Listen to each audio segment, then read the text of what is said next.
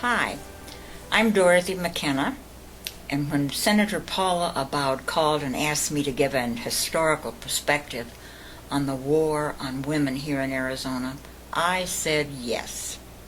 With 30 anti-women and family bills introduced in this last session of our Arizona legislature, it is indeed a war. How did this happen? We don't have an imbalance of female legislatures as we have in our U.S. Congress.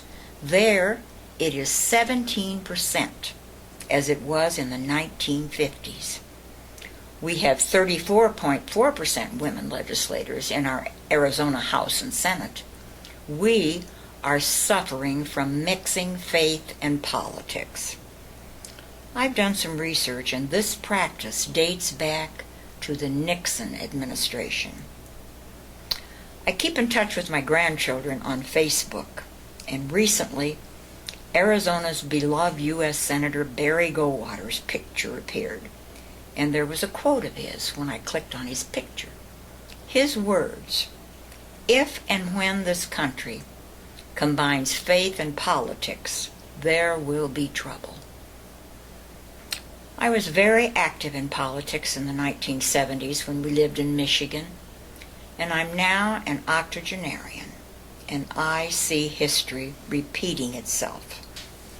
Our Michigan governor's wife, Helen Milliken, was honorary chair of ERA America, and we worked hard to get the required 38 states ratified. Congress gave us 10 years to get this job done. And as you recall, the ERA went down in defeat in 1983. The 27th Amendment to our U.S. Constitution should have been the Equal Rights Amendment. Instead, it deals with when the U.S. Congress legislators get their salary raises. Just look at our U.S. Constitution for the exact wording. This 27th Amendment was proposed in September of 1789 and was ratified in May of 1992. They took over 200 years to get it ratified, and they gave us 10 years. Faith groups paid to have women flown into states when ratification was being considered. They wore red suits, and they gave each legislator a red rose as they urged them to vote no on the Equal Rights Amendment. Their leader, Phyllis Schlafly, and her Screaming Eagles, remember her? She's my age today, and still working on anti-women and anti-family causes. Keep in mind, it took women 75 years to get the right to vote, and the same groups were involved in defeating our efforts. Economic interests that profit at women's expense, and religious fundamentalists bent on maintaining patriarchy. In the 1970s, we also focused on Title IX. It became a public act in 1972, and today, young women participate in more team sports.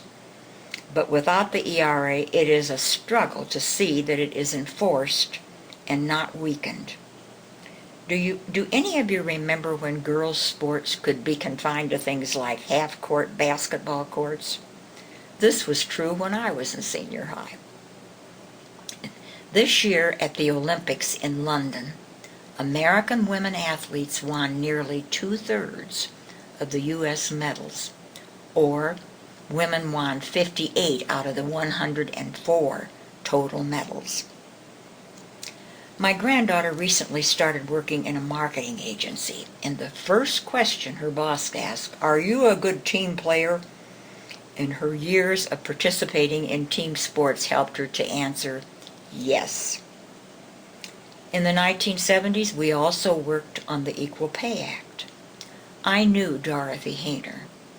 She told us that she and several other women's groups lobbied 10 years for the Equal Pay for Equal Work Act, which became the law of the land in 1963.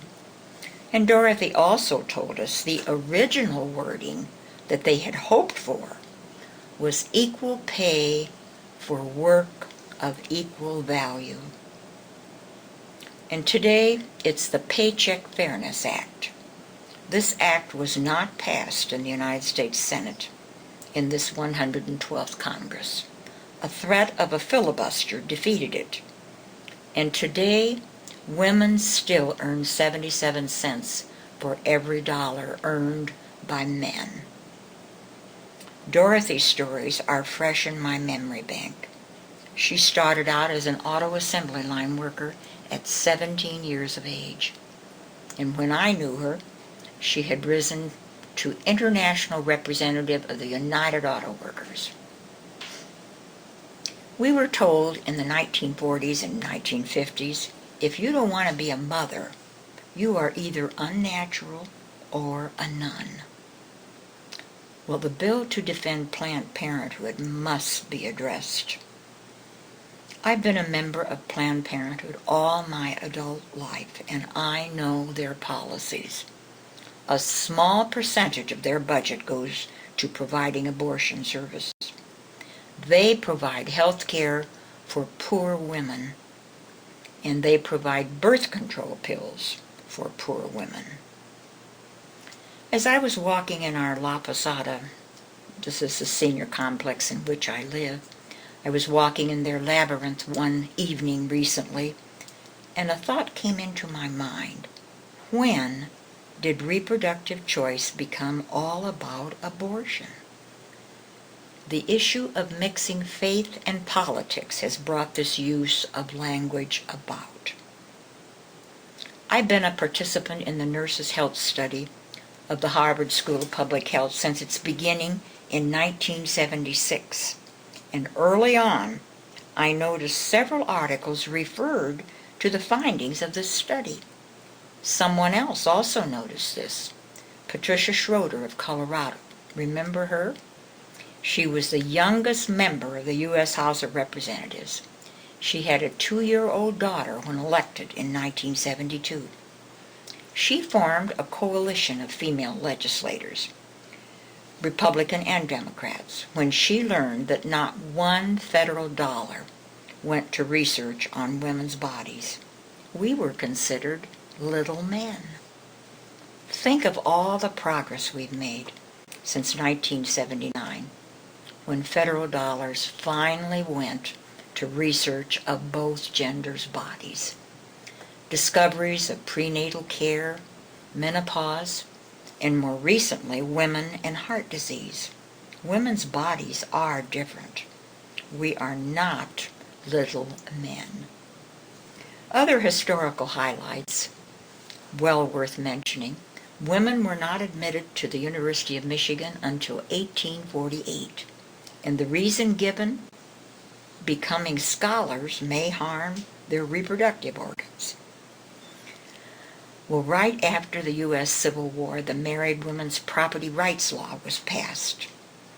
Before this law was enacted, the husband owned his wife, and if she came into the marriage with property, it automatically became his to control.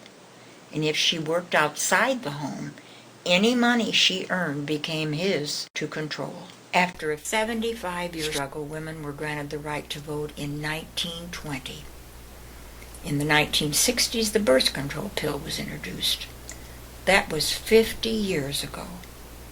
And since then, some 200 million women have availed themselves of the option to control their own fertility, opening new opportunities for them in higher education, career advancement, and financial independence.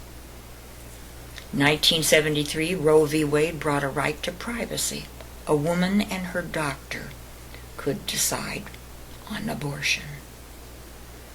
In 1977, the one and only National Women's Conference, paid for by the federal government, was held in Houston, Texas. The Carter administration allotted $5 million for this gathering of 20,000 women. 2 delegates from all the 50 states and U.S. territories were there to cast votes. and a platform addressing "What do women want?" was created. One important plank was reproductive choice. I attended that conference, and it was an unforgettable experience. Today, we're still struggling to make decisions about our lives and our own bodies without interference from the state. What to do now? Think big, unite, and use our power. The last census revealed women are just a bit under 51% of the United States population. Who are our challengers? Economic interests that profit at women's expense. We are no longer working for pen money. And religious fundamentalists bent on maintaining a patriarchy. And racists trying to control reproduction in order to keep the ruling group pure. These challenges must be stopped. Thank you for giving me, an octogenarian woman, time to share an historical perspective of the ongoing war on women. I'm Dorothy McKenna, and this has been my commentary.